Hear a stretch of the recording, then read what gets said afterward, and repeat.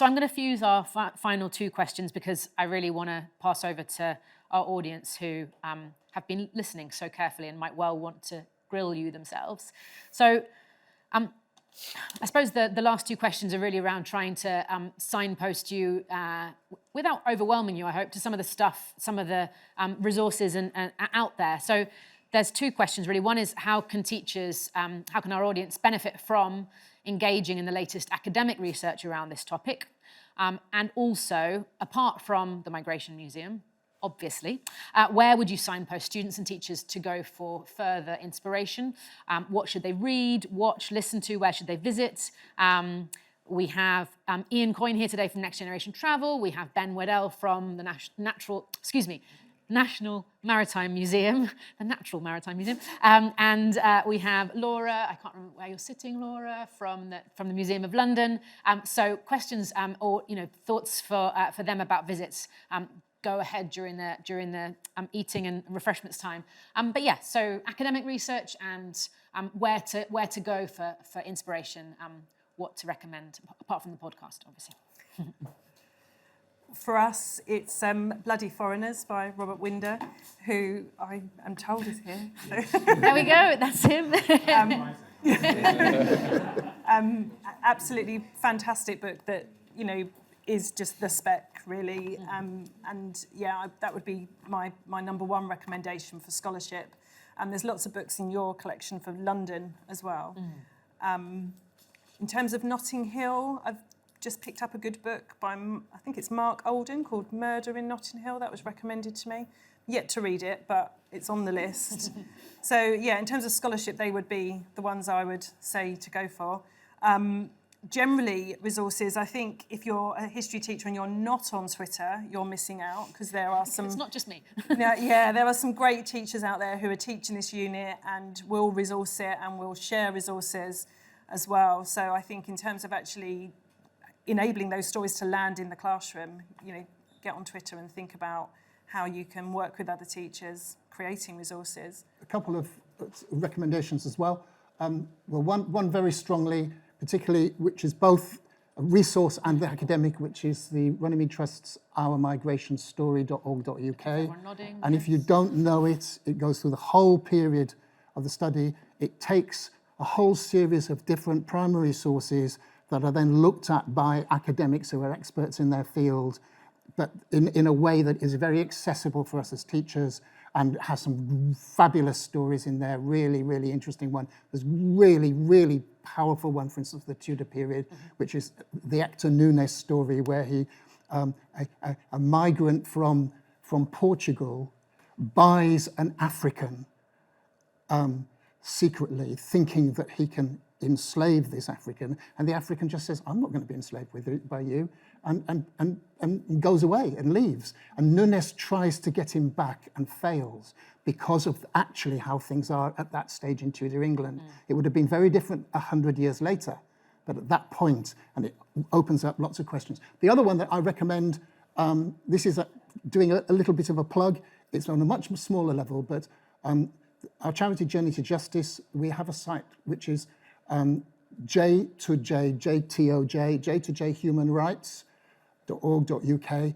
And when you first go to it, it looks as though it's about the American Civil Rights Movement, but click on UK stories and you will find a whole series of stories of activism, many of them for places in your course, Leicester, Liverpool, Bristol, and so on, including videos about the bus boycott, stories about the Imperial Typewriter strike in Leicester, and many things about the Asian community in Leicester, and so on. So do have a look. There are other stories that are not about migration at all there, that are about activism, but there are some good ones there. But I'd certainly start with our migration. Well, start with Robert Winder's Bloody Foreigners, that's how I started, and then go to our migration story. There are also some good things on the National Archives website. Yeah. They've got a big thing on, for instance, on Mangrove 9. And I think what you just, what you said, Martin, is really interesting. You said a potential challenge to this course is seeming to get bogged down in the negativity of just the fact that, what have we learned and why do we still keep making the same kinds of mistakes as a nation, et cetera, et cetera. But actually, if you, for the J2J, UK stories, it really, that kind of agency and that activism, that's going to be what comes across. And so they can be some good stories to pepper in. Other thoughts? You both? Yeah, I was going to say that, half of my family is from Antigua and Norway, but the other half are from Trinidad.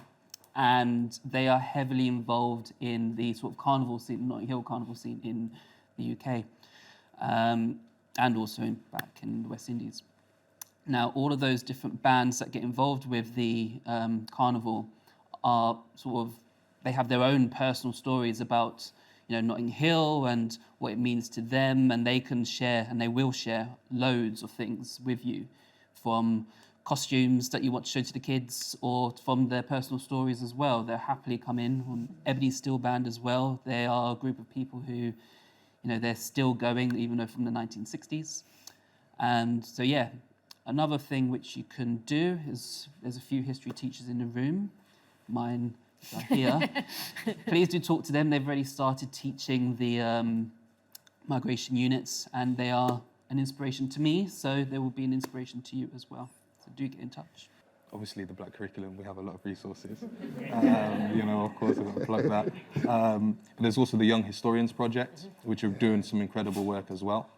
And then thinking about, from a more of an academic point of view, there is an organisation that's online. It's called the Black University. Definitely check them out because they're doing some really interesting work, and you can get a free membership and get the resources and stuff. And at the same time, there is an online open access journal called Radical Philosophy, and I read a really interesting paper on there. I think it was called Whatever Happened to the Motley Crew, and it's about this idea of history from below, and it's about this idea of migration, but also kind of coalition between races, right? And I think it's from the 16th century to the 19th century, which is really interesting, and it struck me by surprise. But if you can find it, I'd highly recommend it. So open access philosophy, what happened to the Motley Crew? Yeah, I think it's called Whatever Happened to the Motley Crew, yeah. I'm sure everyone's got good research skills. They'll find it, I'm sure. Thank you.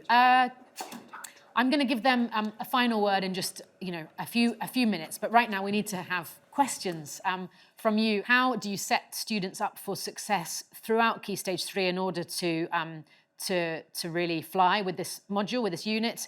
And if they do pick geography, how do you weave this in through with colleagues in geography through Key Stage 3 as well? I'm guessing, Aaron and Samantha, this is best for you, but of course... I think in terms of how do you use Key Stage 3 to support the GCSE, for us, what we've done is we've worked through the specification and looked at that historical context. So although the specification is very much about migrants in Britain, and it's looking at the pull factors, but we have looked at our Key Stage 3 carefully to ensure that we are teaching some of the push factors. So we're looking at kind of what's happening at different parts, particularly the 1700s onwards, so that students have that contextual knowledge already, and we can just kind of recap it for giving them the context for the migration and for why some migrants did choose to come to Britain or were not chosen. For example, if you're ensuring that you teach Britain's involvement in the slave trade at Key Stage 3, then you can understand that idea of forced migration when it comes to focusing on it at Key Stage 4. So we've just to kind of summarise there, we've just kind of gone through the spec and looked at what contextual knowledge do the students need and ensured that we've built that into our Key Stage 3. Thank you. Yeah. I'll come to you, Martin, yeah. I was going to say, I don't think you even necessarily have to do your own sort of migration units in Key Stage 3. I think it's those implicit links which you're constantly weaving through all the way through the curriculum, which is really important. So teaching about, the impact of that people had on architecture sort of thing. Well, where did that architecture come from? Our language, for example. Where did, certain words which we use, where does that come from? And it's trying to then slowly get students to understand that actually our island story is a lot broader than what actually it's made out to be. So yeah, I'd say that. I'd sort of add something as well. I mean, I think it's E.H. Carr who said the sort of history we tell depends on the questions we ask. And as you go through Key Stage 3 and all those big stories that you can tend to teach, well, what about the question, where did the Normans get their money from to build the castles and cathedrals? And then you've got a migration story there because you've got the story of the Jews. Or, how did the infrastructure actually, who builds the infrastructure that enables things to get from the factories to the ports and the ports to the factories and so on and across the country? and around the world. And you know, very often, Churchill said the thing he was most scared of in the Second World War was what was the Atlantic convoys and how central that was to the survival of Britain. But it depended so strongly on empire migrant labour. And in some of those ships going across, the majority of the seamen were Bengali. Now, start asking those questions at different points through history. Ask the questions of, so how do we become this financial superpower that eventually enables us to, that enables the monarch to fund, to get the national debt, enables him to fund the imperial wars, which result in colonization. And how does that happen? Well, the setting of the Bank of England, do we tell that story? It's fundamental to our history. And who's the first governor of the Bank of England? The grandson of a Huguenot. Who are the first investors? Mainly several of them are Huguenot refugees. So whatever the political perspective you're taking, if you look at these stories of British history, you can place those people, have brown faces when you're talking about the Atlantic convoys. Make sure that they're there. Or have Chinese faces when you're looking at actually how the tanks were serviced in the First World War. By hundreds and hundreds of Chinese labourers. Do that, and that's all in David Olusoga's book about the First World War. And just make sure that they are there all the way through the story in Key Stage 3. And that prepares you not only for history at Key Stage 4, but also for all those students who won't choose history. And make a conscious effort to dispel those myths at Key Stage 3 as well. That's, again, really important. By the time they get to Key Stage 4, they need to just come with it knowing a lot already. Mm-hmm. I'd just say quickly as well, the ecologies between subjects, right? I mean, I was going to say, please talk about geography, yeah. I like geography. I think geography is really interesting, and especially when you take kind of a historical view. So to use the example of Notting Hill or carnivals anywhere in the UK, right?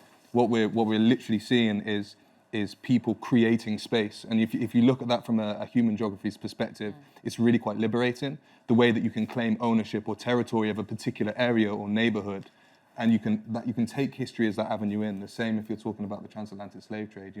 Don't talk about or focus on suffrage. Look at the history of Maroonism. For so many of the rebellions and resistance throughout the Caribbean, right? And there were so many for over 300 years. It's incredible.